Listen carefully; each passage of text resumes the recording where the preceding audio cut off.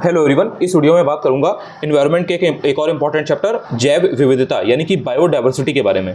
एक simple terms में बता देता हूं आपको कि बायोडायवर्सिटी होती क्या है। देखो, मान लो कि आपकी लोकेलिटी है, कहीं भी आप XYZ जगह रह रहे हो, वहां पर आपके एरिया में जो भी एक एरिया है आपका, मान लीजिए 1 किलोमीटर का एरिया है, 1 किलोमीटर के एरिया में जो भी एनिमल्स हैं, जो भी एनिमल्स हो सकते हैं, छोटे बड़े कैसे भी, उसमें चाहे कीड़े आते हों, चाहे उसमें आपके जो छोटे छोटे झिंगुर होते हैं वो आते हों, या आपकी फिशेज आती हों किसी लेक में या रिवर में, कोई चीज़ आती हो आपके आसपास, जो पर्टिकुलर एक नदी है उसमें जो टर्टल्स आ रहे हैं, जो रिवर वाले जो होते हैं पॉन्ड टर्टल, या फिर थोड़ा सा अगर आप आगे निकल जाओ तो आपके वाटरफॉल वगैरह है, उसके आसपास के जो एंडेंजर टाइप के जो पौधे आपको दिख रहे हैं, उसके आसपास की जो जितनी भी चीज़ें हैं, चाहे वो प्लांट्स की हो, एनिमल्स की चीज़ें हों, तो ये जितनी भी चीज़ें होती हैं ना, इनमें जो वैरायटी होती है, 1-2 चीज़ें नहीं है, 10 चीज़ें हैं, 50 चीज़ें हैं, 100 चीज़ें हैं। जैसे अमेज़न के अगर आप फॉरेस्ट की बात करोगे तो वहाँ पर ये चीज़ बहुत है कि वहाँ पर बहुत सारी स्पीशीज़ हैं, तो उसको बोला जाता है कि वो बायोडायवर्सिटी के पर्सपेक्टिव से बहुत रिच जगह है। सो बायोडायवर्सिटी का मतलब यही है कि डायवर्सिटी हो चीज़ों में, ठीक है, जो भी आपके इस तरीके के एनिमल्स वगैरह हैं, प्लांट्स वगैरह हैं, उन सब में आपकी जो भी ये बायोलॉजिकल चीज़ें हैं, इन सब में आपके विविधता होनी चाहिए। तो ये आपका यहीं पर इन्होंने एग्जाम्पल के थ्रू उसको पूरा समझाया हुआ है कि भाई कैसे क्या होता है। इकोसिस्टम वगैरह का एग्जाम्पल देके बताया हुआ है कि मान लीजिए एक इकोसिस्टम है तो उसमें किस तरीके से एक यहाँ पर प्रजाति हो सकती है, फिर दूसरी प्रजाति हो सकती है, तो उन्होंने डिफरेंट उसको नाम दिए हैं, और साइंटिस्ट वगैरह जिन्होंने उसका नॉमेनक्लेचर किया था, जिसका नाम दिया था, जिन्होंने डिस्ट्रीब्यूट किया था, उनका नाम भी दिया हुआ है। तो यही चीज़ उन्होंने यहाँ पर समझाई हुई है। देन उसके कुछ लेवल होते हैं कि भाई कुछ होती है जो जेनेटिक लेवल पे होती है बायोडायवर्सिटी, कुछ होती है जो स्पीशीज लेवल पे होती है, कुछ होती है कम्युनिटी लेवल पे होती है। तो ये बहुत बेसिक है, मतलब वो आप जनरेशन टू जनरेशन जो आप चीज़ें देखते हो ना, बस वही है जो उन्होंने यहाँ पर उसको समझाया हुआ है। देन उससे रिलेटेड जो बायोडायवर्सिटी का दिन है जिसको कॉमेमोरेट किया जाता है अवेयरनेस वगैरह के लिए, तो वो आपका 22 मई को होता है अंतर्राष्ट्रीय जैव विविधता दिवस, ठीक है। ये अभी आपका मनाया जाएगा 10-11 दिन बाद, तो ये आपको याद रखना है, काफी इंपॉर्टेंट है। तो यही थ्योरी यहाँ पर इन्होंने लिखी हुई है। अब इससे रिलेटेड यहाँ पर ये क्वेश्चन इन्होंने 4-6 क्वेश्चन जो भी हैं दिए गए हैं, और जो भी अथॉरिटी वगैरह, जो भी ऑर्गेनाइजेशन वगैरह, बॉडी वगैरह उससे रिलेटेड है, वो आपको देख लेनी है कि अच्छा ठीक है कौन सी होती है। अब इसके बाद बात आ जाती है कि जो बायोडायवर्सिटी है उसकी प्रवणता यानी कि ग्रेडियंट ऑफ बायोडायवर्सिटी क्या होता है। आसान शब्दों में समझो कि जैसे हिमालय है, हिमालय में आप लद्दाख चले जाओ, या फिर आप जो इधर आपकी जो सोलांग वैली है वहाँ चले जाओ, हिमाचल में मतलब आप एकदम सिस्सू वगैरह की साइड चले जाओ, बहुत ऊपर चले जाओ आप। सो वहाँ पर क्या होता है कि वहाँ पर आपको बहुत ज़्यादा एनिमल्स की वैरायटी या आपको प्लांट की स्पीशीज की जो वैरायटी है वो नहीं देखने को मिलेगी, बहुत ही गिने चुने। वहाँ पर आपने देखा होगा ना कि पहाड़ों पे जब आप बहुत हाई एल्टीट्यूड पे जाते हो तो वहाँ पर आपको जो स्नो लेपर्ड वगैरह हैं ये देखने को मिलते हैं, आपको बियर वगैरह के देखने को मिल जाते हैं, लेकिन आपको नॉर्मल जो जानवर या जो प्लांट की स्पीशीज आपको नॉर्मल ऐसे दिखती हैं वो आपको देखने को नहीं मिलती हैं। तो ये क्या है, इसी को इन्होंने बताया हुआ है कि जो बायोडायवर्सिटी की जो ग्रेडियंट है ना वो कैसे कैसे ऊपर या नीचे जाने पे कम या ज़्यादा होती है, या अगर आप भूमध्य रेखा की तरफ बढ़ोगे यानी कि अगर आप इक्वेटर की तरफ जाओगे तो वहाँ पर जो बायोडायवर्सिटी है ना वो बढ़ जाती है। तो ये आपको याद रखना है, मतलब जो ध्रुव होते हैं यानी कि जो आपके पोलर होते हैं, तो पोल्स होते हैं, तो वहाँ पर क्या होता है, बहुत सर्दी होती है, बहुत ठंडा होता है ना, 6-6 महीने तक बर्फ जैसे जमी हुई है, तो वहाँ पर बहुत ज़्यादा चीज़ें नहीं हो पाएंगी। जो मैंने आपको इंडिया का एग्जाम्पल लेके बताया है, लद्दाख वाला, हिमालय वाला, हिमाचल वाला, तो वही चीज़ को इन्होंने यहाँ पर एग्जाम्पल के थ्रू समझाया हुआ है, लिखा हुआ है, तो वो आपको समझ लेना है। इक्वेटर के 10 डिग्री नॉर्थ और 10 डिग्री साउथ में जो भी एरिया पड़ते हैं आपके, जैसे मैंने आपको अमेज़न वाला एग्जाम्पल दिया था, वहाँ पर ये बहुत ज़्यादा रिच होती है बायोडायवर्सिटी। इसी को थ्योरी की फॉर्म में इन्होंने बताया हुआ है, तो इसको आप पढ़ लोगे, आपको समझ में आ जाएगा। बाकी जो मैंने एग्जाम्पल दिया है वो अगर याद रखोगे तो कोई प्रॉब्लम नहीं होगी इस चीज़ को समझने में।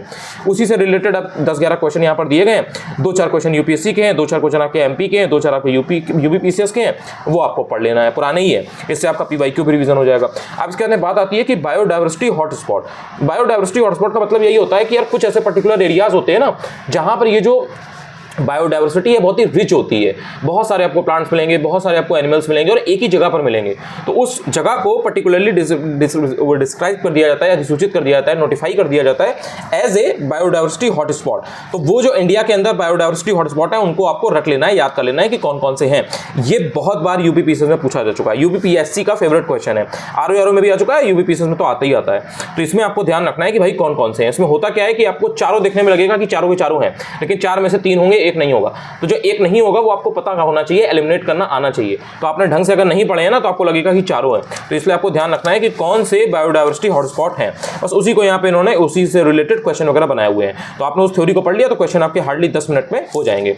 उसके बाद बात आती है कि जो ये बायोडायवर्सिटी है इसके राज के, इसके कम होने के प्रमुख कारक क्या हैं, यानी कि फैक्टर्स बिहाइंड बायोडाइवर्सिटी लॉस, ये जो भी चीज़ें कम हो रही हैं इनके पीछे लॉस क्या। आपने देखा होगा कि पहाड़ वगैरह पे अगर आप जाओगे आजकल, उत्तराखंड में जाओगे, हिमाचल में जाओगे, तो आपको बहुत बहुत ऊंचाई पर, हाई एल्टीट्यूड पर भी आप रेस्टोरेंट वगैरह देखने को मिल रहे हैं, होटल्स वगैरह देखने को मिल रहे हैं, अलग अलग की तरकीब लगा करके, कहीं पर मिड एयर बना रखा है, कहीं कुछ बना रखा है। तो वो सब क्या है, जंगलों को काटा जा रहा है। इवन अगर आप थोड़ा सा सर्च करके वीडियो वगैरह देखोगे और थोड़ा इन डेप्थ जाओगे रिमोट एरियाज में ऑफ उत्तराखंड या हिमाचल, यू विल फाइंड कि बहुत सारा इलीगल ऐसी चीज़ें हो रही हैं कि वहाँ पर ज़मीन जो थी वो गवर्नमेंट ज़मीन थी और उस पर जो प्राइवेट स्टेक होल्डर्स हैं उन्होंने अपना कब्जा कर करके और गुंडागर्दी से वहाँ पर अपना वो होटल, रेस्टोरेंट, ये सारी चीज़ें बनवा रहे हैं। उससे वो मोटा मुनाफा उनका हो रहा है, प्रॉफिट हो रहा है। तो ये सब क्या है, वहाँ पर जितने भी लेपर्ड थे, टाइगर थे, जो भी वहाँ पर वाइल्ड एनिमल्स थे, वो सब अब वहाँ पर कम हो रहे हैं। जो प्लांट स्पीशीज है वो भी कम हो रही है क्योंकि भाई आपने जंगल काट दिया। जो भी वहाँ औषधि, जो भी मेडिसिनल प्लांट्स, जो भी एरोमेटिक प्लांट्स थे, जो वहाँ पर पहले अवेलेबल थे, उग पा रहे थे, अब वो आपने खत्म कर दिया, काट दिया। तो ये जो होता है ना, इसी को बायोडाइवर्सिटी का ह्रास बोलते हैं, यानी कि खत्म होना, लॉस होना बोलते हैं।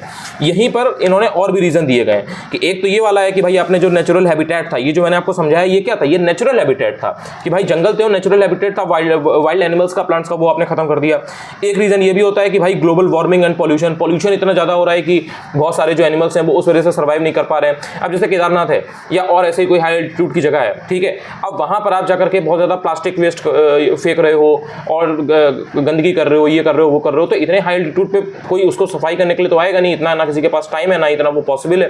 फिर वो वहीं रहता है, तो वहाँ के वो जो एनिमल्स हैं वही उसको खाते पीते हैं, तो कहीं ना कहीं उससे भी उनका एक डीके होता है, डिकम्पोजिशन होता है, लॉस होता है, मरते हैं वो सब, है ना। तो ये जो ग्लोबल वार्मिंग हो रही है, जैसे बहुत गर्मी होने लगी है, पहाड़ों पे आपने देखा होगा बहुत ज़्यादा गर्मी होने लगी है, तो जो स्नो लेपर्ड है या जो हस्की होता है ना, हस्की आपने देखा होगा एक वुल्फ की स्पीशीज का ही एक डॉग होता है, बहुत प्यारा सा लगता है। सो उसको सर्दी बहुत लगती है, मतलब उसको सर्दी चाहिए होती है, उसको गर्मी बहुत लगती है। अब अगर पहाड़ों पर भी इतनी ज़्यादा गर्मी होने लगेगी, जो कि ग्लोबल वार्मिंग की वजह से चीज़ें होने लगी हैं, जैसे अगर आपने थोड़ा बहुत भी अगर आप अवेयर हो और आपने नोटिस किया हो, तो इस बार हिमाचल में क्या हुआ था कि फरवरी के पहले हफ्ते में जाकर के स्नोफॉल हुआ था, बहुत हैवी हुआ था, लेकिन फरवरी में जाके हुआ था।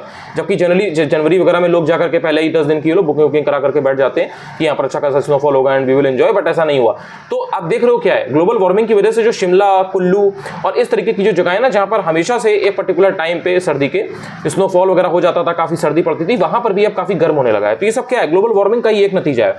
इसके अलावा जैसे कुछ जो लोकल स्पीशीज वगैरह हैं उनमें बहुत ही कंपटीशन रहा। जैसे मान लीजिए कि 2 स्पीशीज हैं, अब उनके बीच में इतना ज़्यादा लड़ाई झगड़ा हुआ कि उनकी स्पीशीज ऑलरेडी कम थी। मान लो कि 4 टाइगर थे और 4 लेपर्ड थे, अब 4 टाइगर ने 4 लेपर्ड को खा लिया, मतलब एक एग्जाम्पल के लिए बता रहा हूँ, ठीक है। तो उससे क्या हुआ, वो खत्म हो गया ना। जैसे मान लो वाइल्ड बोर था या वो जो होता नहीं जंगली सुअर होता है आपका, तो उसमें क्या, अब वो मान लो 3-4 थे, अब वहाँ पर लेपर्ड ज़्यादा थे, अब लेपर्ड ने उनको खा लिया और वो 3 ही 4 थे, उनकी ब्रीडिंग तो हुई नहीं थी, वो बहुत ज़्यादा थे नहीं, तो क्या हुआ कि वो खत्म हो गए। तो फिर इससे क्या हुआ कि पूरी वो स्पीशीज ही गायब हो गई। या और मान लीजिए कि कोई अदर स्पीशीज हैं वो आ गई और धीरे धीरे वो बढ़ गई और उन्होंने जो बाकी के छोटे जो एनिमल्स थे, जो इतना पावरफुल नहीं थे, जो उतना सर्वाइव नहीं कर सकते थे, उनका सर्वाइवल ऑफ द फिटेस्ट में बहुत कम रैंकिंग थी, तो वो फिर नहीं सर्वाइव कर पाए।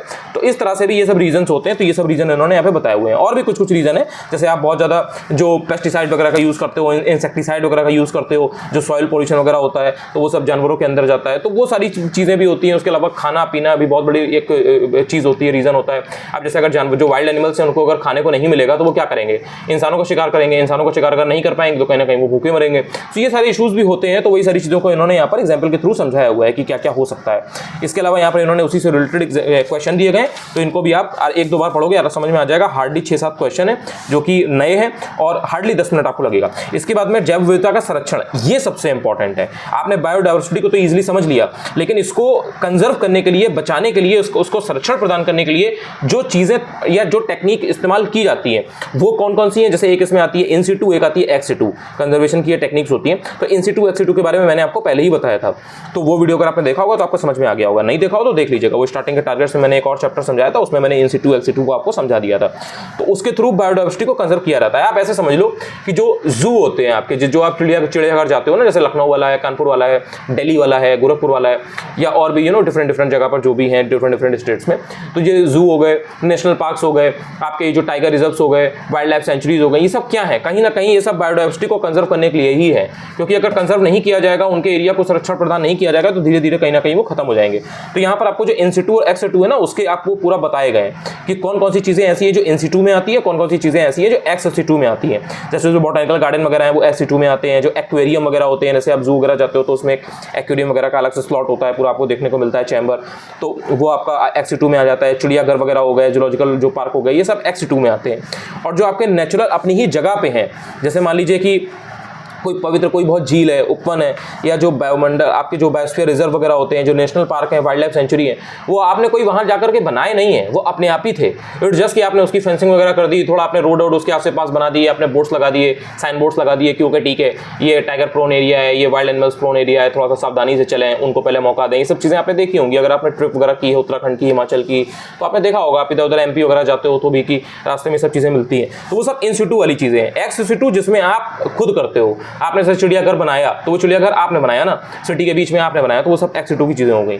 इसके अलावा कौन कौन से ऐसे प्लेसेस हैं जो इसमें आते हैं, उनको आपको ध्यान रखना है। जो भी आपके बायोस्फीयर रिजर्व वाले एरिया हैं उनको आपको याद रख लेना है। जैसे 18 हैं और इसमें 12 ऐसे हैं जिसको यूनेस्को के जो नेटवर्क है उसमें शामिल किया गया है, तो वो 12 आपको एक्जैक्टली पता होने चाहिए। इसी में 4 एग्जाम्पल दिए जाते हैं और उसी में एग्जामिनर आपको फंसाना चाहता है, तो ये आपने अगर एक्जैक्टली रट रखे हैं तो इसमें आप गलत नहीं करेंगे। फिर बस यहीं पर 4-5 क्वेश्चन इसी के दिए गए जो कि बहुत ज़्यादा मतलब नए नहीं है, पुराने ही हैं जो अगर आपने थ्योरी पढ़ रखी है। फिर अब बायोडायवर्सिटी के उपयोग क्या है, बहुत बेसिक है। आप अपने दिमाग से अभी बैठ करके जब सोचोगे ना 2 मिनट में आपको जो ये यहाँ पर टेबल बनी है ना, इसके सारे आपको ये जो उपयोग है ना देखने को मिल जाएंगे कि क्या क्या चीज़ें इसमें आपको फायदा होता है बायोडायवर्सिटी के थ्रू। इसके बाद बात आ जाती है IUCN, ये ध्यान रखना क्योंकि IUCN के थ्रू ही आपको पता लगता है कि कौन सी, मतलब ये बेसिकली एक रेड डेटा बुक निकालते हैं, उसके थ्रू आपको पता लगता है कि कौन सी ऐसी स्पीशीज हैं जो क्रिटिकली एंडेंजर्ड है, कौन सी वनरेबल है, मतलब कौन सी खतरे के बाहर हैं, कौन सी अभी खतरे की उसमें नहीं आई है, कौन सी क्रिटिकली एंडेंजर्ड है यानी कि बहुत ज़्यादा खतरा है उनको। तो ये सारी चीज़ें आपको पता लगती हैं इस IUCN की रेड बुक के थ्रू, तो वो आपको देख लेना है। इसमें आपको ज़्यादातर जो क्वेश्चन है वो UPSC के देखने को मिलेंगे, कुछ कुछ जो आपको नए क्वेश्चन देखने को मिले वो आपको देख लेना है। बहुत ज़्यादा टफ क्वेश्चन जो UPSC वाले हैं वो नहीं पूछे जाएंगे आपसे, जो वन लाइनर टाइप के क्वेश्चन है उन्हीं को देखिएगा क्योंकि UPSC इसमें से फिलहाल अभी इसी टाइप के क्वेश्चन को पूछेगा। जो कुछ कुछ बर्ड्स वगैरह हैं या कुछ कुछ आपके जो एनिमल्स ऐसे हैं जो बहुत बेसिक हैं और वो क्रिटिकली एंडेंजर्ड है या एंडेंजर्ड है, उनको आपको जरूर देख लेना है। मान लीजिए कि जो आपकी ग्रेट इंडियन बस्टर्ड है तो वो किस तरीके की होती है, किस कैटेगरी में आती है, या जो आपका क्रिटिकली एंडेंजर्ड में मान लीजिए कि अगर आपका कसूरी मृग आ रहा है तो वो आपको देख लेना है। नियर थ्रेटेंड में मान लीजिए कि अगर आपका जो एशियाटिक आपका वाइल्ड जो आपका होता है गधा वो अगर आता है तो उसको आपको देख लेना है। रेड पांडा जो होता है वो किस कैटेगरी में आता है तो वो आपको देख लेना है। तो इस तरह से जो मेन जैसे घड़ियाल है वो किस में आता है, तो जो बहुत इंपॉर्टेंट वाले जो एनिमल्स होते हैं ना, बहुत पॉपुलर होते हैं, जिनकी पोचिंग वगैरह बहुत होती है। जैसे मैंने आपको एक बार एक वीडियो में जो रेड हुड टर्टल वाला होता है ना उसका मैंने आपको एग्जाम्पल दिया था। तो ये सब जो मेन वाले हैं ना बस उनका आपको देख लेना है कि वो किस कैटेगरी में आते हैं। जो दृष्टि IAS की बुक आती है ना उसमें भी आपको बहुत अच्छे से ये पूरी लिस्ट मिल जाएगी। इसके बाद में आपको बायोडायवर्सिटी के साथ साथ जो भी ऐसी संकटापन्न जातियां हैं उनके बारे में पूरा बताया हुआ है। वही जो चीज़ मैंने अभी आपको बताई ना वही बताया गया है, तो उसको आपको देख लेना है कि मेन एनिमल्स कौन से इसमें नए दिए गए हैं और कौन कौन से ऐसे दवाइयाँ हैं या पेस्टिसाइड्स हैं या इंसेक्टिसाइड्स हैं जिनका यूज़ करने से ये जो स्पीशीज़ वगैरह हैं वो उनको नुकसान पहुँचता है। मान लीजिए कि कोई वल्चर है, अब वो वल्चर जिन जानवरों को खा रहा है वो दवाई खाकर मरे हुए थे या उनमें ऑलरेडी दवाई है, तो जब उसने उनका फ्लैश को यूज़ किया, उसको कंज्यूम किया, तो कहीं ना कहीं उसके अंदर भी जहर पहुंच रहा है। तो ये सारी चीज़ें आपको यहाँ पर पढ़ने को मिलेंगी, तो वो आपको देख लेना है। जैसे लॉइन टेल्ड मकैक वगैरह है तो इसको आपको देख लेना है कि भाई ये क्या है, किस कैटेगरी में आता है, किस कैटेगरी में नहीं आता है। ये सारी चीज़ें बस इन्होंने यहाँ पर दी गई हैं, उसी से रिलेटेड क्वेश्चन दिए गए हैं। ये इंपॉर्टेंट है, एक बार पढ़ लेना। अभी बहुत ज़्यादा क्वेश्चन इसमें नहीं आते हैं UPSC में इस तरीके के, UPSC में ज़्यादा आते हैं अगर आप पेपर देखोगे, लेकिन कभी भी आ सकता है क्योंकि ये बहुत बेसिक कैटेगरी में आता है। आपसे मतलब उम्मीद की जाती है कि इतना तो आपको पता ही हो। ज़्यादातर इसमें क्वेश्चन भी आपको UPSC वाले ही इसीलिए देखने को मिलेंगे जब आप ध्यान से पढ़ोगे तो। इसके बाद जो चीज़ आती है ना, ये आपकी मतलब पेट क्वेश्चन है UPSC का, इसको रट लेना, जितना जल्दी रट लोगे उतना ज़्यादा आपको फायदा होगा। जो रामसर कन्वेंशन है ना, इसका आपको पहले तो पढ़ लेना कि भाई रामसर कन्वेंशन है कहाँ, ये रामसर पड़ता कहाँ पर है और ये कब अपनाया गया था, कब इस पर साइन हुए थे, कितने इसमें कंट्रीज़ हैं, किस डेट में हुआ था, ये आपको देख लेना है। इसके बाद जो ये वर्ल्ड वेटलैंड डे है ना 2 फरवरी को मनाते हैं, ये बहुत इंपॉर्टेंट है। मतलब अगर आप 2021 और 22 का पेपर उठा करके देखोगे, दोनों साल सेम क्वेश्चन रिपीट हो गया था, कॉपी पेस्ट हो गया था, मतलब कुछ नहीं बदला उन्होंने।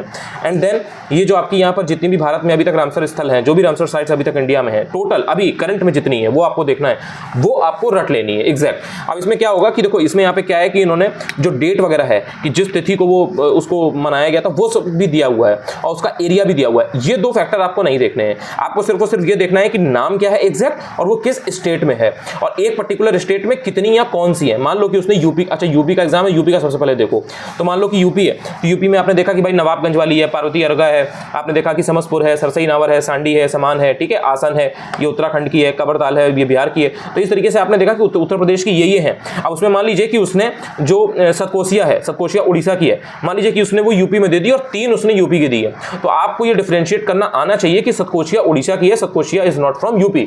तो इस तरीके से पूछता है, इसलिए आपको हर स्टेट की एग्जैक्ट पता हो कि यशवंत सागर अगर है तो वो मध्य प्रदेश की है, अगर सिरपुर वेटलैंड है तो वो मध्य प्रदेश की है, अगर पिचवरम की बात करें तो वो तमिलनाडु की है, अगर वेदांथल की बात करें तो वो तमिलनाडु की है। तो इस तरह से आपको हर स्टेट स्पेसिफिक या यूनियन टेरिटरी स्पेसिफिक जो भी है वो आपको पता होनी चाहिए। हरियाणा वगैरह की जैसे कोई अगर है, सुल्तानपुर है, भिंडवास है, तो ये सब हरियाणा की है, तो इनको आपको एग्जैक्टली याद रखना है कि कौन कहाँ की है। बाकी जो मैंने 2 फैक्टर आपको बताए हैं कि जो किस साल हुई थी और कितना एरिया है, ये इंपॉर्टेंट नहीं है। जो सबसे लास्ट वाली है ना, जो अभी हाल में जैसे अगर हुई हो आपके इसी साल, तो उसको बस देख लो कि हाँ ठीक है इस साल ये 2-4 हुई हैं, उनमें वो पूछ सकता है कोई नई पुरानी। बाकी बस आपको पता होना चाहिए कि कौन सी कहाँ की है। मैच द फॉलोइंग में भी पूछ सकता है, बहुत इंपॉर्टेंट क्वेश्चन है, इसको पढ़ लेना। इसी में आपकी ये सब जो क्वेश्चन वगैरह है ना, बस ये रिपीटेड ही है। एक बार अगर आपने वो टेबल पढ़ लिया, कोई भी क्वेश्चन आपको इसमें से नया नहीं मिलेगा। इसके बाद में आपके डिफरेंट जो एक्ट्स हो गए, एक्ट्स वगैरह, एग्रीमेंट वगैरह, वो आ जाते हैं कि बायोडाइवर्सिटी को कंजर्व करने के लिए बहुत सारे एक्ट वगैरह जो भी बनाए गए हैं या जो भी एग्रीमेंट वगैरह हुए हैं कि भैया इन सब चीज़ों पर सेफ्टी हो सके, तो वो आपको देख लेना है। जैसे कि बायो सेफ्टी पर जो कार्टाजीना प्रोटोकॉल है, तो ये क्या है, ये कहाँ पर हुई थी, किस डेट में हुई थी और इसमें कितने लोगों ने साइन किया था। या जैसे बर्ड लाइफ इंटरनेशनल है, तो वो ऑर्गेनाइजेशन क्या है, क्या करती है। ट्रैफिक क्या है, ट्रैफिक का फुल फॉर्म क्या है, ये एनजीओ है या क्या है। तो ये सारी चीज़ें आपको बेसिक पता होनी चाहिए बायोडाइवर्सिटी के बारे में। जो बायोडाइवर्सिटी से रिलेटेड एक्ट है वो 2002 का है कि 1992 का है, ये भी आपको एग्जैक्ट याद होना चाहिए। इसमें भी आपको ज़्यादातर जो क्वेश्चन है वो यूपीएससी के देखने को मिलेंगे, कुछ आपको आरओ मेंस के और इधर उधर के देखने को मिलेंगे, वो आपको बिल्कुल ठीक से याद रखना है, वो काफ़ी इंपॉर्टेंट होता है। इसके बाद में संयुक्त राष्ट्र वगैरह और जो भी अदर इंटरनेशनल ऐसे इंस्टीट्यूट वगैरह हैं, ऑर्गेनाइजेशन वगैरह हैं जो बायोडाइवर्सिटी के फील्ड में लगातार काम कर रहे हैं, उनके बारे में आपको थोड़ा सा पढ़ लेना है। उनके बारे में सेपरेटली 2 स्टेटमेंट की फॉर्म में पूछा जा सकता है। जैसे यूएन रेड है, यानी कि reducing emissions from the deforestation and forest degradation, तो ये आपको देख लेना है। इसका UNFCCC से क्या रिलेशन है, ये आपको देख लेना है, ठीक है। अब जैसे आपकी जैव विविधता पर जो संयुक्त राष्ट्र सम्मेलन का जो 10वां सम्मेलन हुआ था, वो कहाँ पर हुआ था, जापान के नागोया में। तो ये 2010 का है, तो ये आपको एग्जैक्टली याद रखना है। तो ये जो ईयर होते हैं ना, जो कॉन्फ्रेंस ऑफ पार्टी स्कॉप करके आपको जो देखने को मिलता है, ये बीच बीच में होते रहते हैं। तो जो लेटेस्ट वाला हो, जैसे मान लीजिए कि आपका एग्जाम 2024 में हो रहा है दिसंबर में, मान लीजिए, जस्ट एग्जाम्पल के लिए बता रहा हूँ, तो अगर मान लीजिए 2024 में इस तरीके की कोई कॉप हुई है, कॉन्फ्रेंस ऑफ पार्टी हुई है, तो वो आपको याद रखनी है एग्जैक्टली, या उसकी 1 साल पुरानी भी अगर कोई है तो वो याद रखनी है, और अगले साल अगर कोई होने वाली है तो वो आपको ध्यान रखनी है।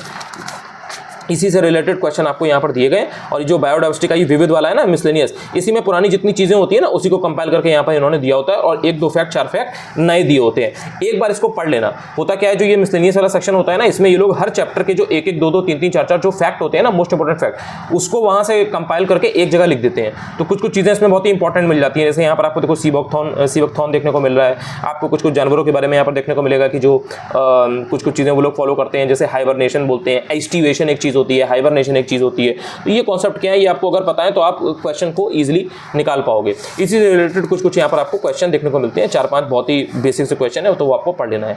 ये भी 4-5 घंटे का टॉपिक है, मतलब ऐसा नहीं है कि आप इसको 1-2 घंटे में कर लें, क्योंकि ये ऐसे चैप्टर हैं थोड़ा सा इंपॉर्टेंट कैटेगरी में आते हैं। बहुत ज़्यादा टफ नहीं है ये, जैसे जो ग्रीन हाउस वाला चैप्टर था वो थोड़ा टफ था, लेकिन ये उतना टफ नहीं है। इसमें थोड़ा रटने वाली चीज़ें हैं, क्योंकि इसमें रामसर कन्वेंशन वगैरह आ जाता है, लेकिन 4 से 5 घंटे इसमें लगेंगे। तो अगर आपने पहले पढ़ रखा है और आपको आता है तो आप उसको अच्छे से रिवाइज कर लीजिएगा, ताकि आप पहले से इस चीज़ को लेकर के बहुत श्योर हो। और जब भी कभी आप सेक्शनल टेस्ट लगाओगे ना एनवायरनमेंट का, चाहे आप जीआईएस का लगाओ, चाहे आप जीएस वर्ल्ड का लगाओ, पुराना कोई भी टेस्ट उठा लेना, इट डजंट मैटर कि एकदम नया आया है नहीं आया है, उसमें आपको इससे रिलेटेड जितने भी क्वेश्चन मिले वो गलत नहीं होने चाहिए। अगर एक भी क्वेश्चन आपका बायोडाइवर्सिटी का गलत हो रहा है, या ग्रीन हाउस इफेक्ट का गलत हो रहा है, या फिर आपका जो मैंने आपको पुराने चैप्टर बताए हुए हैं ओजोन डिप्लीशन वाला, उससे गलत हो रहा है, तो फिर मेरा इतना चिल्लाने का कोई मतलब नहीं है। ये जो चैप्टर है इसमें आपको 4-4, 5-5 घंटे जो दिए जा रहे हैं, 3-3 घंटे में जो आपको दिए जा रहे हैं और आपको बताया जा रहा है, अगर जितना बताया जा रहा है उतना आप करोगे, उसको फॉलो करोगे और रिवाइज कर लोगे, आप देखोगे कि आपके 10 में से 9 क्वेश्चन सही हो जा रहे हैं, आपका गलत नहीं होगा। और जो चीज़ गलत हो वो बताओ, शेयर करो कि अच्छा ये क्वेश्चन ऐसा आया था, मैं भी तो देखूं कि हाँ ठीक है, इसके बाद से कौन से ऐसे क्वेश्चन है, कौन सी चीज़ें आई है, तो मैं आपको वो भी सजेस्ट करूंगा। आप ढूंढ के लाओ, बताओ, कमेंट करो कि हाँ ठीक है, बायोडाइवर्सिटी में ये क्वेश्चन आया हुआ था, इसको लेकर के हमें समझ में नहीं आया, इसको किस तरह से टैकल कर सकते हैं, क्या इसका तरीका है, मैं उसका भी आपको सोल्यूशन दूंगा। तो ऐसा नहीं है कि कोई भी चीज़ छूट जाएगी, इट्स जस्ट कि आपको खुद को रगड़ना पड़ेगा, खुद को यहाँ से पुश करना पड़ेगा, स्ट्रेच करना पड़ेगा। बाकी लोग ये देखते रहेंगे कि एग्जाम कब होगा, कब नहीं होगा, कैलेंडर कब आएगा, कब नहीं आएगा। आप यहाँ से लीड बनाओ, एनवायरमेंट खत्म होने वाली है, ये बात आपको मालूम है। चलो ठीक है, पहली बार अगर मेरा वीडियो यूट्यूब पर आप देख रहे हो तो आप चाहो तो चैनल को सब्सक्राइब भी कर सकते हो, टेलीग्राम जरूर ज्वाइन कर लेना, अनुज चतुर्वेदी यूपीपीएससी ही है। Thank you so much. कोई अगर डाउट हो तो कमेंट सेक्शन में पूछ लेना। Thank you.